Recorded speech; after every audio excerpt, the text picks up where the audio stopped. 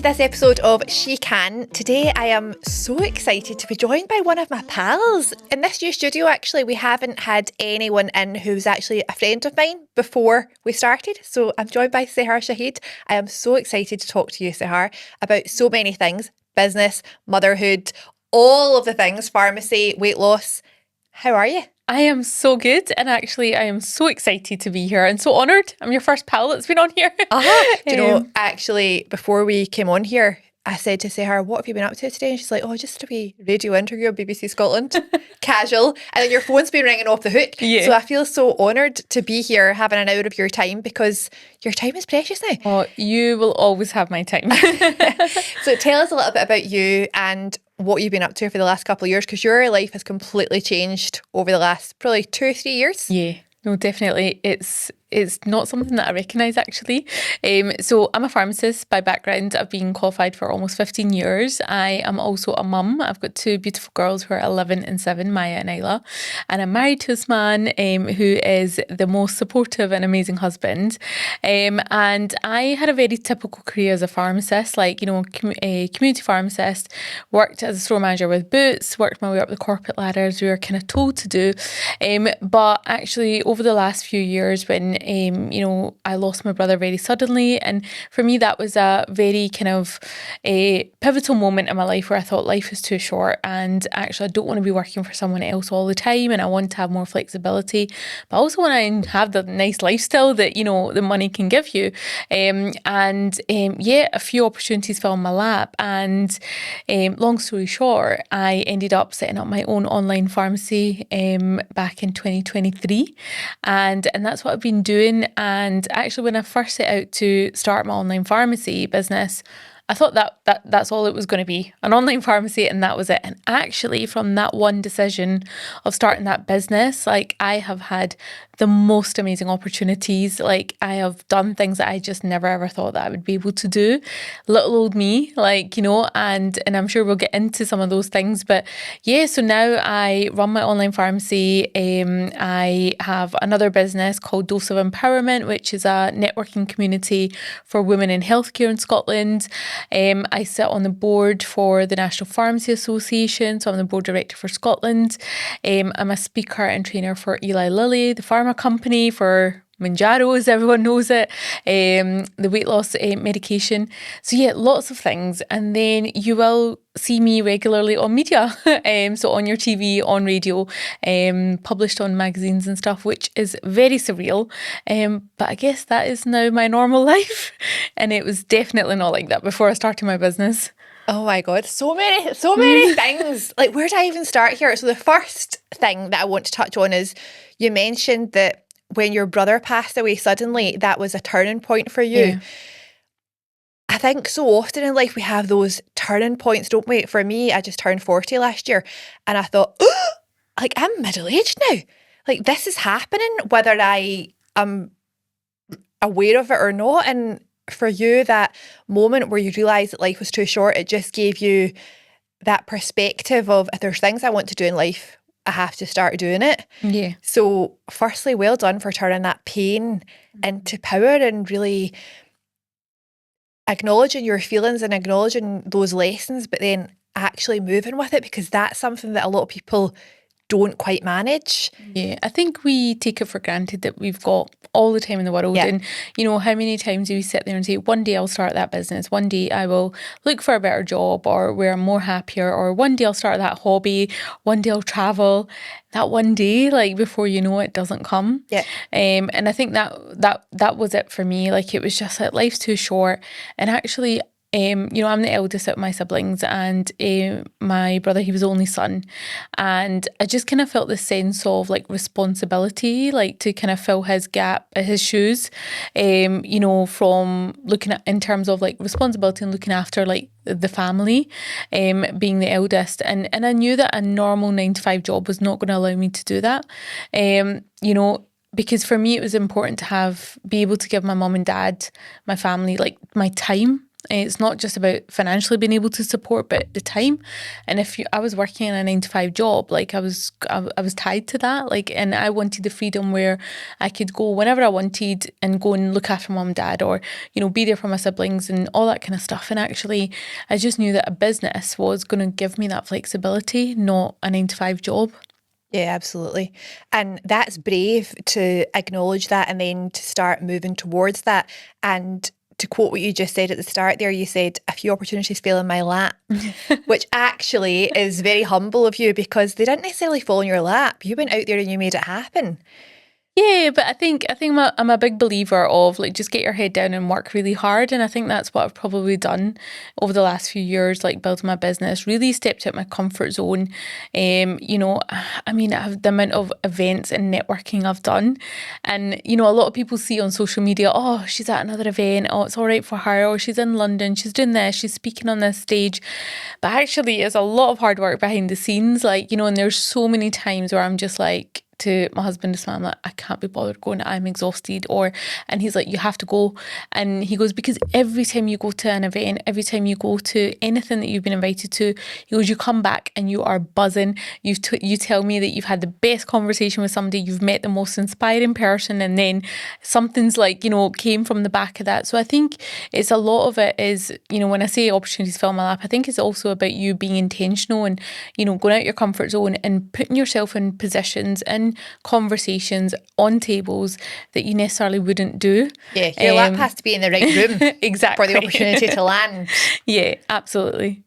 That's so true. And I think you touched on the fact that often people will look at someone who's successful outwardly and think, it's so easy for them, or she's so lucky. And I think luck is definitely at that combination of hard work and putting in the consistent hours behind the scenes that nobody sees in order to show up as that polished version.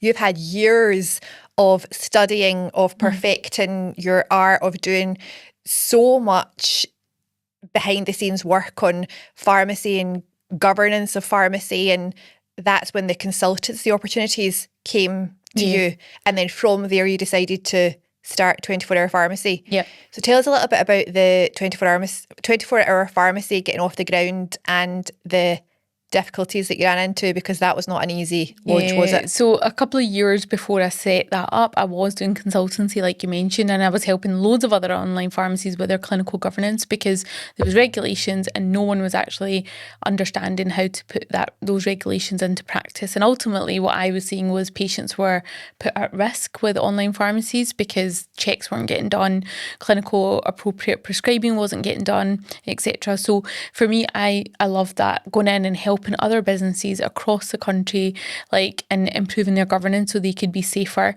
And during that time, that's where I started getting approached by GPs and pharmacists, like, why don't you partner with us, set up an online pharmacy with us? And, you know, had a few conversations. But then what I quickly realised was I didn't actually need another business partner, because I could do this on myself. Like, I knew how to do it. I was doing it for other people. And that's when I started. So obviously, you know, you would think that if I've done it for so many other people, when it comes to doing it for yourself, it will be such a breeze. But actually it was, you know, so hard, because we had so many challenges, so many things went wrong, so many people let us down. And I think I look back and I think, did I make some wrong decisions? Like, you know, could I have done things differently? And I look back and I think actually some of the decisions that I made in terms of like choosing our web developer, because that was our biggest bane that we had in the business, where we had appointed a well-known, established, multi-million-pound company to build our website. And actually they let us down big time, and our website was delayed by a year and a half. A year and a half. And wow. We'd already signed a lease agreement for premises, we had staff, marketing, everything all lined up. And for a year and a half we had no website. Now with an online pharmacy, your website is your shop. Yeah. I could not do anything without a website. So that fundamentally put us under so much financial strain and just so much stress. I remember that year, like, I gained about 20 kg. Like I was with the stress, like I was just so unwell, because I was just firefighting, and I look back and I think, was that the wrong company? But I sit there and I reflect back on the conversations I had with them, the checks that I did. They were supporting one of the biggest online pharmacies, in the UK. So it kind of made sense that, of course, they knew what they were doing. But what they had done, they outsourced the development to a company in Ukraine, and that's where it just went downhill. And I think for me, then there was a whole battle trying to, get moving and going live, which we did, but then we had to go with a second company. And every time I was onboarding the next person, it was just like 1 step forward, 10 steps back. Here we are again. And then we had to then find a third company, because the second company, they just didn't have the capacity to really kind of look after our business. And we've been with the third company, and honestly, they've just been a godsend, because they have been amazing. They have truly partnered with me in a way as though it's their own business. And I'm so grateful for them. They have guided me and supported me in the right way and given me the best advice. And actually, we ended up redeveloping our whole platform, our back-end system. And sometimes when I explain to people how painful this website is, they're like, it's just a website. It's not that hard. I can build it for you. And it's like trying to explain to people, it's almost multiple businesses in one that I need the system to work again. So you've got an e-commerce, where what you see online and patients use it. But on the back end, I've got to have a clinical system where I'm prescribing, I'm writing notes. It's a patient medical record, because again, for me, the governance standard was really important. And then you have a dispensing element of it. So that's in itself is one separate platform or software. Then you have the kind of fulfillment and dispatch and shipping. So it was 3-4 different platforms, but I wanted it all in one. So we then last year recreated everything from scratch, because the original website still was so fundamentally flawed. And I just knew I couldn't scale my business up with that. So I knew that I had to rebuild. It was painful, and it also cost a little more money. Yeah. But we launched with that on the 1st of January. And actually, we've onboarded in the first 4 months of this year, we've onboarded the same amount of patients that we onboarded in the whole of last year. Wow. With the old platform. So I know we're on the right track now. And, and actually the website that we've got, the infrastructure we've got in the back end, I know it's far superior than what my original spec was, or the idea that I had. So everything happens for a reason. You go through these challenges because there's lessons in there, is building your character. And now I'm at a point where I've gone through all the things that went wrong. Now if something goes wrong or something's not quite right, I don't crumble. Whereas before 2023, I'd be on the floor crying every time someone told me something was not going my way. But now I'm like, okay, cool, let me figure it out. I will always figure it out. And I think for me, the word resilience is my word now. And a lot of people that are close to me that have watched the journey, then that's what they say. They were like, they don't know anybody that would have just kept going with everything that, I'd been through, to get this off the ground. But yeah, here we are. I will always figure it out. That is such a lesson to live by. And for me, listening to your story of the year and a half of building this website and all of the functionality that goes in behind it, knowing that you're still a consultant, you're consulting for other pharmacies. So you've got your job there. Mm-hmm. You're at a pharmacy. So at the end of the day, you could go and get you are a pharmacist, sorry. At the end of the day, you could have just gone and got a job working somewhere else. There must have been part of you during that process that you thought, screw this for a game of soldiers. I just need to go back to an easier life. No, absolutely. There were so many times where I would sit down with this man and he would say, is it time to shut it down? Can we afford to keep going? And I think kind of near the beginning of it, the first kind of year, I was kind of like, yeah, maybe we should. But then there was always that, I just had this belief that I know I could do it, because I looked around me and I seen people building multi-million-pound online pharmacies, and I'm like, I am a million times better in terms of my knowledge, my skill set. So if you can do it, then surely I can as well. So there was always that. I just didn't want to walk away from it without giving him my all. all, and I hadn't been able to give it my all because I was relying on this website. So now that we fixed the website, now it's about, right, I'm giving it my all now because the infrastructure is sorted. So, but there was times that you want to give up and you just think, and especially when you look at your friends that are in their 9 to 5 job, which, by the way, like, if that is the right thing for you, that's amazing. It's not that, having a job is a bad thing. That's amazing. I mean, I was an employee like for majority of my career, and it did teach me a lot and I got a lot from it. But I'm in a point in my life where I just want different things. But I would look around my friends and I'd be like, oh my God, like, they're on holiday, they can switch off from their work. And it's like, I gave up my 9 to 5 to work 24 hours a day. That's what it's like. But actually, like, I wouldn't change it for the world now. Like, I wouldn't change it for the world. And actually, it's not supposed to be easy. Like, being an entrepreneur, having businesses, it's not supposed to be easy. Because see, if it was easy, every single one of us would be a business owner. And we're not. Of course. And adversity teaches us so much. Yeah. And in the thick of it, in that hard moment, it's easy to give up. But then coming out the other side and you looking back and saying, well, now we've onboarded more clients since January than the previous year, it shows that it's all been worth it. Yeah, and exactly. You've learned lessons that actually are going to be so helpful for not only you, but also everyone else that you're now teaching. Yeah. Which brings me on to another part of your business. So now 24-hour pharmacy is just one of the things that you do. Yeah. So tell me a little bit about Dose of Empowerment. Yeah, so Dose of Empowerment really was kind of like born from the struggles that I had, like being in a very male-dominated industry, being an entrepreneur on my own, and just feeling very lonely. When I set up my business, like I wasn't plugged into any kind of, hubs or accelerator programs or networking groups or support groups, nothing. I didn't know. Like no one gives you a manual and say, right, you're starting a business today.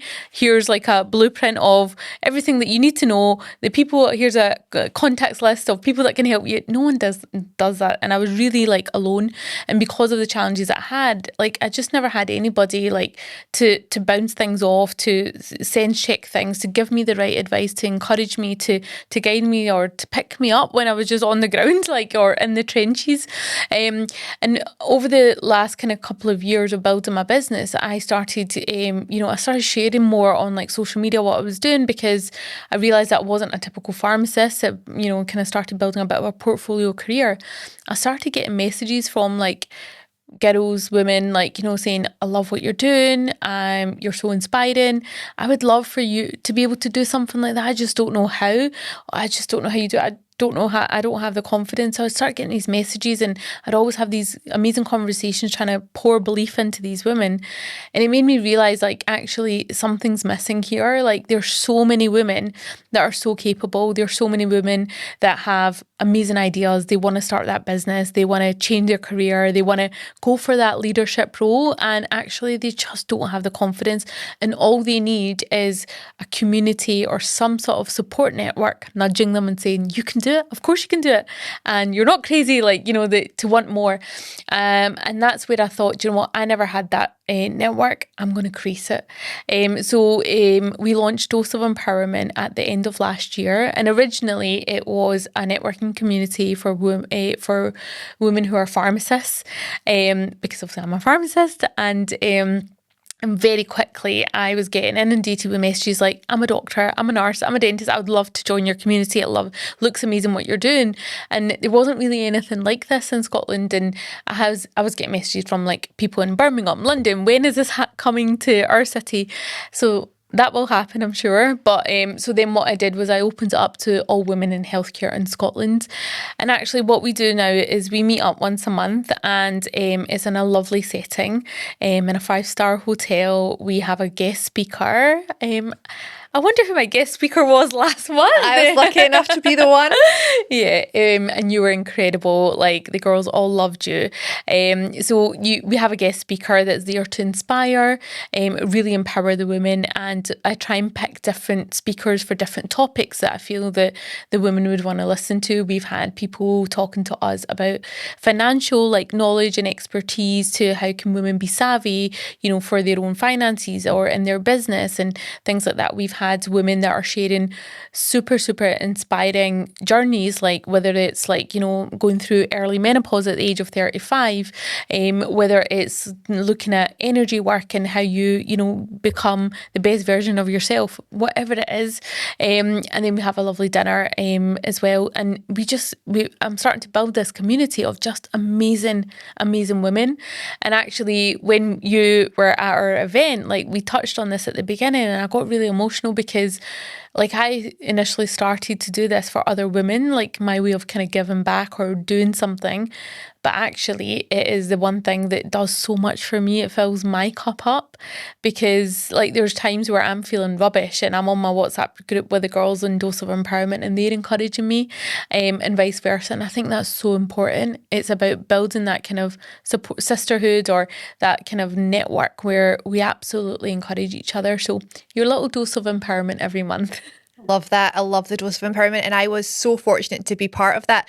And the thing that would just really stood out for me when I was at the event was these women are all looking for more. They're wanting to become the best version of themselves. They already are the best versions of themselves and they're working towards that.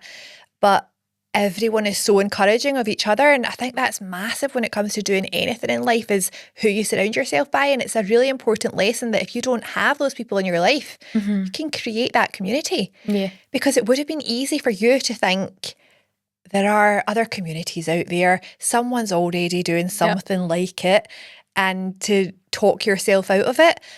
But at a time where the newest version of the website wasn't even live yet on the 1st of January, you decided to build it anyway because you had the idea and you had the excitement and the bravery and that courage to just go for it. Yeah. And that's something that I think we can learn so much from. I mean, there was times where I'm like, is anyone even going to join? Is anyone going to join the membership and pay for this? Like, and then the response was just insane. Like, it was just, you know, so my goal is that we grow Dose of Empowerment. We, you know, build this amazing community, and then I can take it into all the cities across the UK and have like kind of brand ambassadors in every corner of the UK. And I just think the more we encourage women, the better this world will be. Like, absolutely. Yeah. And the thing is, when you're thinking about launching something like that, what's the worst that could happen? Nobody joins. Exactly. And I remember putting so much effort into the launch event. It was in the Collector's Hall in Glasgow, and I was like, that's the venue that I want. And it was all the little touches to make the women feel really special. So they were all gifted like a single white rose, little macaron favours, and it was a beautiful table setting, candles, everything. And it was really about creating that experience, because actually, when do we take that time out for ourselves? And that's what I really like about these monthly meetups. Like, it's the second Thursday of every month. It's in everyone's diary. It's something to look forward to. And it's really your opportunity to fill your own cup up. And I think that's so important, because then when your cup's filled, you can go out there and be the best version of yourself. You can be the best pharmacist, or, you know, the best doctor, whoever it is. You can do more for your patients. You can do more for your kids, for your family, when your cup's filled. And you talk a lot about this. Like, you have to look after yourself first before you can look after everybody else around you. Absolutely. And that's something that you touched on that I love about you, is your abundance. That launch was expensive. It's expensive in terms of your time, in terms of cost. You give so much. And I would say that scarcity mindset is something that doesn't even come into your arena. You're so abundant with everything. Is that something that's really important to you in the way that you live your life? It's so important. And I think a lot of it comes down to personal development. Like, you know, and I remember my good friend Leslie, she told me about personal development. And I remember like 11 years ago, I was like, hold on a minute. I'm a professional pharmacist. Like, I do not need personal development. Like, because I had no idea what it actually was. Yeah. But I was like, no, I'm a professional. Like, you know, I've been to university, and actually, I was the one that needed it the most. So I think it's about our mindset, and talking about abundance and scarcity. Like, I still have so many people that say to me, I do not understand why you support other online pharmacies. They're your competitors. Like, why are you helping them?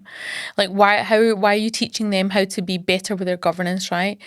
And what I try and explain is, like, I'm a massive believer, like, whatever is written for me by God in my business, whatever to the penny that I'm going to earn in this world is already written. So whether I go out my way and help you or not, God has written that for me, and you can't take it away from me just because I've helped you, right? So it's that abundance mindset rather than a scarce mindset. So I will still go out my way to help whoever I can help. Obviously, like, I'm not giving them away like information like my own marketing strategy and stuff. My consultancy is about helping them become compliant with the regulations, so that ultimately every patient at the end of that, end of that interaction is safe. Like, for me, that's important, because that's what I was seeing in the industry. Like, we were just, being very relaxed on how we were supplying high risk medications online, and patients weren't actually being supported. So for me, it's about, have that abundance. And I'm a big believer, the more you give, the more that will come back to you. Like, there's enough sun for everyone. Exactly. That's where I think so many people go wrong, is that small mindset of, do your own thing, and it doesn't have to be you versus them. It can be you and them. Yeah, exactly. 100%. Absolutely. I think we're getting better at that. I think we are getting better, but it's definitely still a lesson that we need to focus on. So the next part of your journey, we've got 24-hour pharmacy, dose of empowerment, and then you become an expert in weight loss and weight loss drugs. So tell us a little bit about that, because this was not on your bingo card a couple of years ago. No. So when I actually did my prescribing, when I went back to university in 2021, and I did my qualification to become an independent prescriber, I was really interested in mental health, and that's what I did my prescribing in, mental health, and I thought that's probably the area that I would go down. But actually, a couple of years ago, when I was working for one of my clients who had an online pharmacy, and I still work with him very closely, I kept saying to him, by the way, like, weight loss, like, I think it's an up and coming thing, like, maybe we should start a weight loss clinic. And he was very skeptical. He was like, nope, don't want to do it, too high risk, don't want to do it. And I said, but look, like, let me set the clinic up, and I'll make sure it's done properly. We won't bring in the other prescribers. I will do it all. I'll support the patients. And then, as it grows in, we can get other prescribers trained up properly. And that's what I did. And I really designed his weight loss clinic in a way where patients were supported, and it was different to the other providers. We were checking in on patients. We were, following up on phone calls. I wrote an ebook guide for patients on holistic living, all the stuff. So it did really well. It was like exponential growth for his business when I set that clinic up. So when you're exposed all of a sudden to all these patients, so you do your training and stuff, but then all of a sudden you're getting so much hands-on experience with real life patients. Like, I was like a sponge. I was just absorbing it all. So then when I set up my own pharmacy, obviously weight loss was, it's a no-brainer for me because I kind of became this expert just by chance. I had one of the pharma companies come in, their reps, and as they do to, every new pharmacy, right, who are you, blah, blah, blah. And they said, how do you do your weight loss service? And I said, well, this is how I do it. And I says, and my patients get this resource, they have this access to me, we follow up with them, yada, yada, yada. And they were just like, no other online pharmacy is giving this much support. Like, we love this. Then he went and told, obviously, his kind of management, and then, had a couple more visits from that company into the pharmacy from London. They were like, oh, we just want to meet you. And then from there, they were like, we love how you approach weight loss. Like, for you, it's not just about the prescription. It's about the education piece. It's about the continuum monitoring with the patient. It's supporting them. We'd love for you to be a speaker for us. And obviously I was like, oh my gosh, like, that's amazing. Like, oh my God. And that's what I did. So I said yes. And I was one of the first pharmacists to actually start training in obesity for the company. And so now basically what they asked me to do is, do webinars or speak on stage at conferences or training days, and train other clinicians, other pharmacists, even GPs on, obesity as a chronic disease and the medication. And it's amazing. Like, and actually I just thought we'd just start off with a couple of webinars, but actually now I work so closely with them that all the directors in the company, they were like, oh my God, we love you, Sehar, like, and they all know me really well. And actually we've worked on some really good projects outside the training aspect of it, which is you'll soon see it come out, some campaigns and stuff that we're working on to raise awareness of the disease. And actually I just sit there and I pinch myself. I'm like, oh my God. And do you know, for me, it's like when I'm sitting there and I'm asked to do a webinar and I'm speaking alongside the top bariatric surgeon in the country or the top like professor from university in this area, I'm just like, oh my God, there's little old me and just a pharmacist. But for me, it's like, do you know what? I'm like really flying the flag for pharmacists because, you know, we need to get the recognition and we need to help people understand like what we bring to the table and what we bring to the healthcare system here in the UK. And it just makes me so proud that actually pharmacists can be recognised for doing so much, especially now that we've got the skills to prescribe, you know. So it's amazing to have that opportunity and actually to be held in such a high regard, because I know with pharma companies, they don't just pick anyone. They you know, their VP actually said to me, he's like, you do realise that we work with the best people in the country. And I'm like, okay, like, you know, which is amazing. And I'm so grateful for it. And I just don't take it lightly that, you know, I get these opportunities to do these kind of things. But again, you have created a lot of that. And you said, you know, you've become an expert by chance. Not really by chance. You've worked so hard consistently over so many years, and now you're getting the recognition that you actually deserve. No. And there must be a massive shift in your identity from being a pharmacist in a job versus being on the board of directors for what's the National Pharmacy Association. The National Pharmacy Association, and being interviewed by the BBC and all over the media, and being this voice of the expert of obesity now in the UK. Talk to me about the identity shift that you've undertaken through that. I think, like, in my mind, I've not really caught up. Like, you know, my sister will be like, oh my God, we have like a celebrity pharmacist. Like, you're like a celebrity pharmacist. I'm like, I'm actually really not. Because when I look at like social media and stuff, and there's some incredible pharmacists, like, you know, a lot like down south in London, for example, that are doing some incredible things, really advocating. They've got their, you know, their own things that they're interested in. But I would say, yeah, in terms of obesity, I'm probably quite well known, because now I'll just get, like, for example, today, BBC Scotland, they were like, hi Sehar, it's, you know, so-and-so from BBC, like, we want you to come on and talk about that. We're doing this piece about, you know, obesity and actually availability of treatment on the NHS. We want you to speak. And it's like, I'm just kind of known now, like, you know, and it's like, media's funny that way. You do one interview, and if you do it really well, they'll keep you on their book and they'll just phone you direct. And that's what's happened over the last kind of couple of years. So the identity shift is, yeah, it's a funny one, because in my head, I'm just like, I'm just me. Like, I'm just a pharmacist. Like, that's all, like, you know. But it's interesting how when I speak to other people who have maybe watched my journey, or like, you know, they see my things on LinkedIn or whatever, they're just like, oh my God, you're doing amazing. And I just don't really realise like the impact that I'm having on other people or in the industry.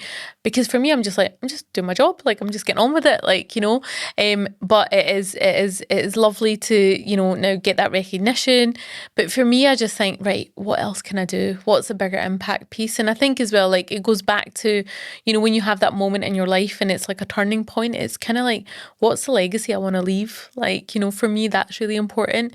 And I go back to Maya and Isla, my two little girls, and I just think, like, when I grew up and I was their age, or, you know, even like as I was older, like, I never had any role models or anyone that would look like me on the TV, or anyone that I'd like watch training on stage that I could relate to. And for me, it's so important that like my kids have that role model. They have someone that they can relate to. And my kids are like, you know, they're very much like, oh my God, this is normal. This is absolute normal. Mummy being on TV, like mummy being like, you know, published on the front page of magazines, like the pharmacy magazine, on the newspapers, like they think that's normal. And I'm just like, that's crazy, because that's not normal. And, you know, a quick story, like Maya, like my 11-year-old, I was walking her to school, and one day she goes, Mummy, what's the most expensive car in the world? And I was like, I don't know, why? And she was just like, well, I think you should buy it. And I was like, why? And I was like, so confused, why? And she was like, because because you're Sehar the pharmacist and you're famous and you've got your own pharmacy. And it just made me stop for a minute and just think, gosh, like my kids have watched me the last couple of years building this business, like, you know, from the trenches, like all the way to the highs of it. And they've now got this mindset that actually anything is possible. Like she has no idea that I think the most expensive car is like £25 million or whatever it is, right? And no, I cannot afford that, but yet. But it made me so happy that actually my kids have watched me and they've got this mindset where anything's possible. Why not? Because if our mum can do that, then we can do that tomorrow. And I think for me, that's really important. And I actually do get a lot of people say to me, like, you're such a role model, like for our kids or for me. And I think that's really important, you know, to be that role model in a world where we maybe don't have the best examples sometimes. I think I think we all have a duty to always be better. Absolutely. That's so powerful, your wee girl saying that. And it's just testament, isn't it, to what kids are exposed to and what you show them is possible is what they believe. And that's the same with most of us. Yeah. That's why, you know, listening to personal growth, personal development, being part of a community like Dose of Empowerment is so important. You shared a really cool experience with me about pitching for investment at your company and how your vision expanded after having conversations with people who are even bigger fish. Yeah. How important is that for you in your life? It's surrounding so important. yourself by people who are doing bigger things. It's so important. I think this is, and I'll come back to that question, but I think something that I've learned in this journey is that as you start to build a business, you're on an entrepreneurial journey, like your circle around you becomes smaller because not everybody will fully understand like your vision, like why you're so driven, like why are you even building a business, like, and that's okay. You don't need everyone to understand. So it's really important that you surround yourself with the right people that are going to support you. And like I have now, like, you know, I sit with people like on like this week on Wednesday, I was invited to a round table. It had some incredible like people that were like partners, CEOs, CFOs of some multi-million pound companies. And again, I'm sitting there at dinner like, oh my God, little old me, like, you know, And I probably had the smallest business around that. Yeah, I would have had the smallest business because these were multi-million pound business owners that had been in the game for a lot longer. Not my industry, totally different industries. But you know something, like every single one of them like made such a point to come and they were so interested in the online pharmacy space and what I was doing. And they were so lovely. And I was sitting there listening to one of them and they were like, oh yeah, I've raised like 30 million through private equity. And I'm sitting there going, oh Wow. my God, right? And actually they're the conversations you want to be having. They're the things that you want to be listening to. And I'm a big believer of hang out with the people that are further ahead of you because then that's what's going to stretch you and push you in that direction. Whereas if you're hanging about with people that, you know, that you've achieved more than them, you're not going to be you're not going to grow, you're not going to be pushed out of your comfort zone. So I think that's a big thing for me. I was recently in Monaco this year and that's what I had shared with you, and again, doing something completely out of my comfort zone, like never ever thought that I would do all these kind of things. So I went to Monaco by myself for a business event, and I was pitching in front of multi-millionaires, like in a room for the first time, like, you know. And I remember I got asked at the end of my pitch, like a question by somebody, and he said, you know, Sehar, like what you said in your projections for year 5, why can't you do that in 1 year? And it made me just think, oh my God, like, yeah, why can't I? But I think maybe it's a Scottish thing, right? Or a UK thing. We're always told like to, you know, don't be so ambitious, or, you know, you're being a wee bit unrealistic. And actually, I think and what I've learned in the kind of business landscape is like outside of the UK, like, oh, they do think much bigger. Yeah. So it's so important to be, you know, around people that are stretching your vision and what's possible for you. Because honestly, what I've learned is like, I never thought any of this stuff was possible for me, but it's happened. So now I'm like, okay, what next? What else can I do? What else can I do? Love that. It's so true, isn't it? In Scotland, we've got this too big, don't get too big for your boots mentality. Just chill. Like, don't get too ahead of your station. Don't get above your station, which is something that it almost rolls off the tongue. But you have to be so aware of that and cancel it when it comes into your awareness, because it's not doing you any favours. At all. It's not. So to finish, it would be remiss of me to have you on the podcast without talking about obesity. Yeah. So you mentioned earlier that you know, a big part of what you do is raising awareness of the disease. Yeah. So you see obesity as a disease. Yeah. Tell me more about it. So it's such an interesting topic because, you know, anyone listening to this, maybe this is something, it's new terminology. Like, you know, you would never think of obesity as a disease. Now, the World Health Organization has classed obesity as a chronic relapsing disease, and that's what it is. And actually, I'll be honest, like before I really kind of learned about it, I would also just think, oh, somebody that's overweight, you would just eat less and move more. And, you know, and that it was as simple as that. But actually, more and more researchers came out, and it's really not as simple as eat less and move more. And what I've experienced as well, I have so many patients that they are exercising all the time, they are eating really well, and they just cannot lose the weight. So what that tells is that there is a physiology issue in our bodies, and what actually happens is a whole dysregulation of hormones for people that are overweight and or obese, and they just cannot lose the weight. That dysregulation of hormones is what's stopping them. Okay, and you know, and if you flip and you think about people that they can eat a horse and they do not put on any weight, it goes back to their kind of genetics and their body makeup and their hormonal pathways that are regulating their hunger and satiety hormones. So when somebody is overweight, it's basically a dysregulation of their hunger hormone, the hormone that feeling that we get, oh, I feel a bit hungry. So that hunger hormone is quite high in those patients, okay? So they're constantly hungry, therefore they will eat. And then the other hormone that is part of this process is your satiety hormone. So the hormone or that feeling that you get, oh my God, I am stuffed. That comes from this hunger hormone. And in patients that are overweight or obese, that satiety hormone's not kicking in. So therefore, they keep eating to try and get that feeling, and it takes them longer. So they've got to maybe eat 2 portions of a meal, like, you know, maybe second helping before they get that satiety kicks in. So it's really about, you know, supporting patients and removing the stigma. There's a huge amount of stigma because so many people just think, just eat less and move more. But we know science has taught us actually is a physiology, it's biology, it's not the patient's fault, it's not a willpower issue, and I think that's really important. And then, like, when I look at patients who are overweight, what we also know is that when you're carrying excess weight, you are more likely to have a heart attack. You are more likely to develop 13 different types of cancer. You're more likely to develop diabetes. You know, your blood pressure is going to go up. Your blood sugars are going to go up. So we know that actually it's not just about how we look and feel that we want to obviously improve, but it's more about, really for me, is like improving patients' health so they can live longer, they can live happier.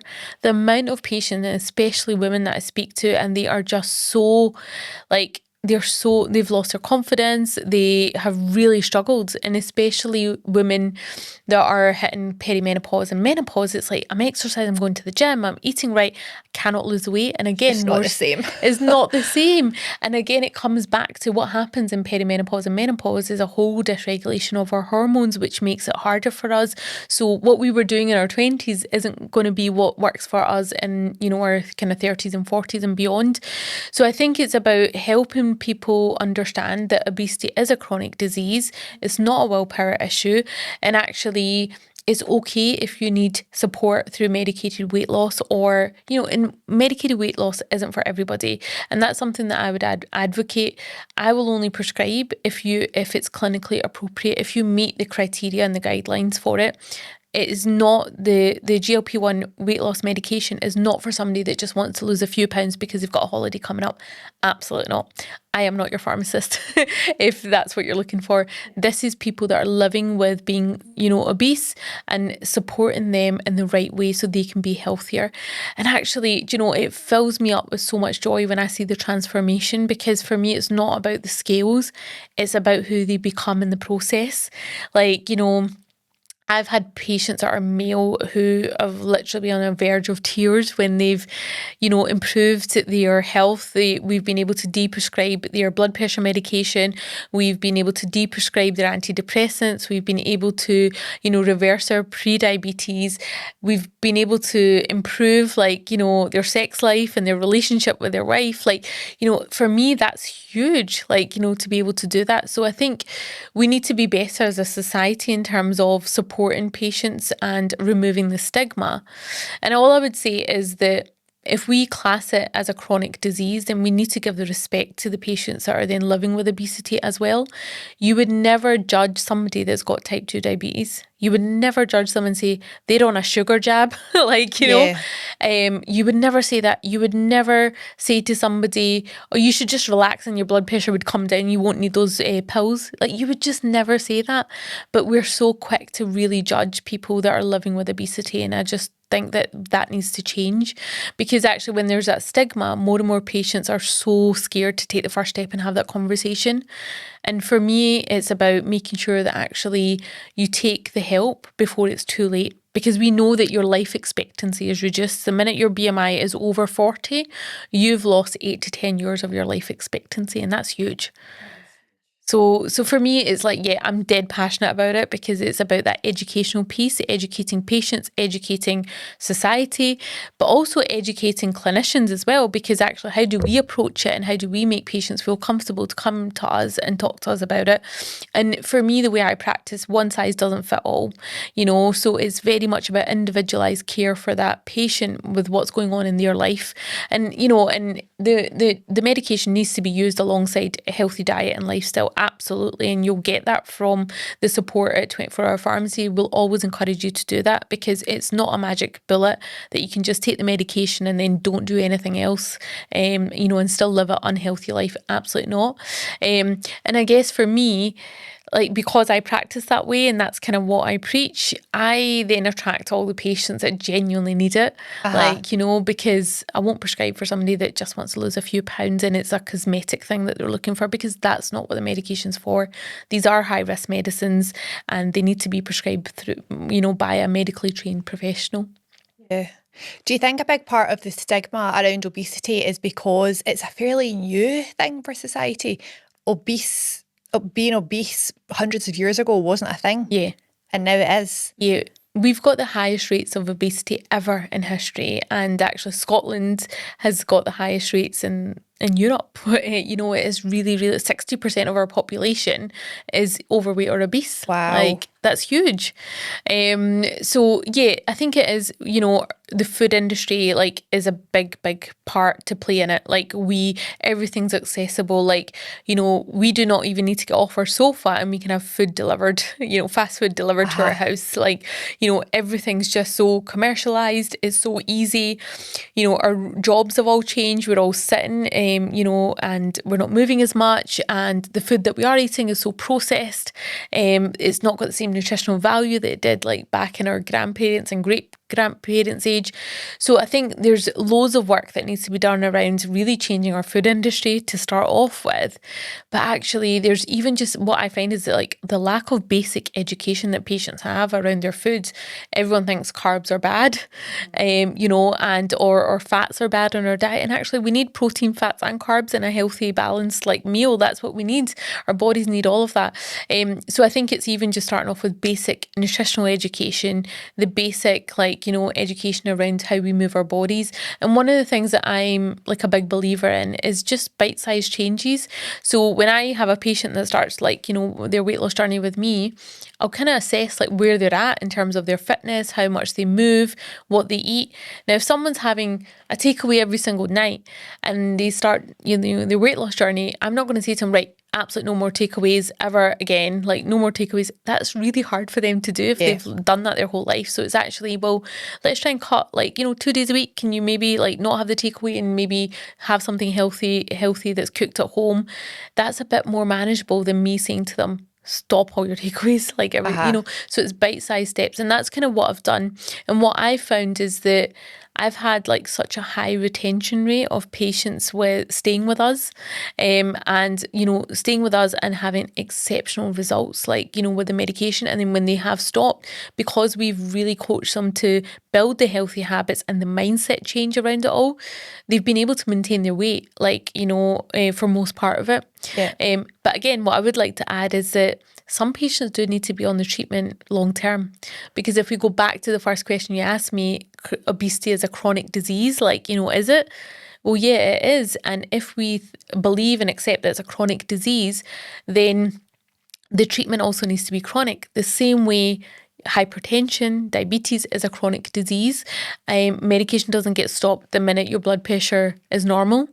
The tablets are helping your blood pressure stay in that target, in that kind of controlled manner. Your doctor doesn't say, well, your blood pressure is doing great now, we're going to take those tablets off you, because what will happen? The blood pressure will go up. It's the exact same with obesity.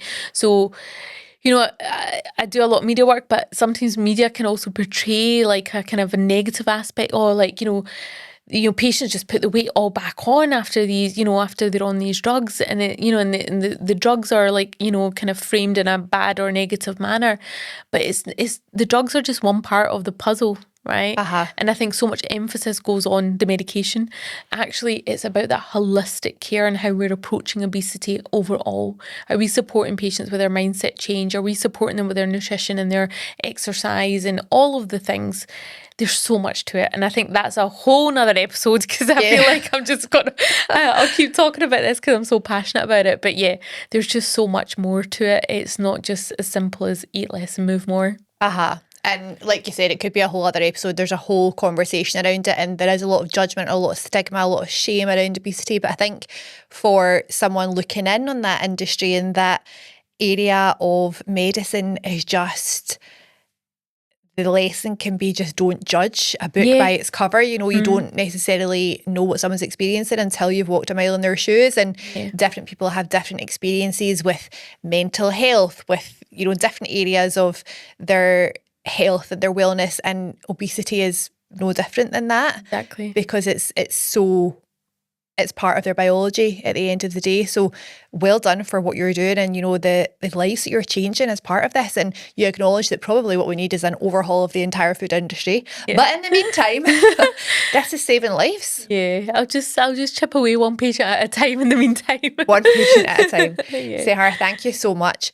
Just to finish, if there's someone listening to this who is in the position that you were in a few years ago, so they've got a good job, they've got a good career, but they know that there's something else that they would love to do. There's something else, just a little kind of voice in the back of their mind saying, you could do that, you could make that change, you could go and start your own business, you could go and do that community, you could go and be that person speaking on your area of expertise on the media or whatever it is. But there's those voices kind of holding them back and they're comparing themselves to other people. What would your piece of advice be to those people? My advice would be, there's never going to be a moment when you feel 100% ready, 100% confident, 100% having all the answers. There's never going to be a moment like that. Take the leap of faith and just do it, because what's the worst that can happen? The worst that can happen is you can go back to your job, you can go back to that. But actually, the best thing that can happen is that your life can completely change, like mine has. And just know, if you've got that fire in your belly, you need to go and ignite it and just do it. Just do it, and surround yourself with people that will support you along the journey. Perfect. What a way to end. Thank you so much, Sehar. If people want to follow you, where can they find you? So you'll find me on Instagram, Sehar the Pharmacist, and in my bio you'll see 24hourpharmacy.co.uk is our pharmacy page. Follow along. Drop me a message if you ever want advice. Always happy to help. Thank you so much. I'm just thinking about